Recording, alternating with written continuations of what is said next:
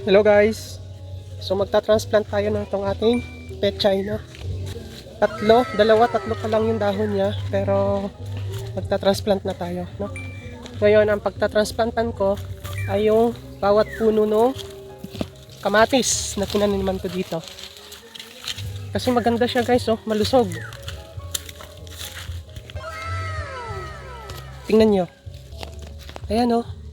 Ito ay napasama lang nung ito ay binunot ko doon sa kanilang pinunlaan ko.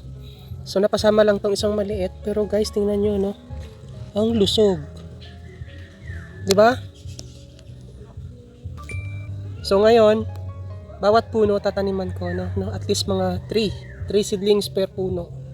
Marami yan. Ayan, oh, di ba? So tataniman ko siya. Ayan. Tapos yung in between guys ng kamatis na yan, tataniman ko din yan ng sili. Kapag pwede na yung i-transplant yung sili, tsaka ko siya tataniman, no? So yun lang. Thank you for watching and see you in our future vlogs. Bye!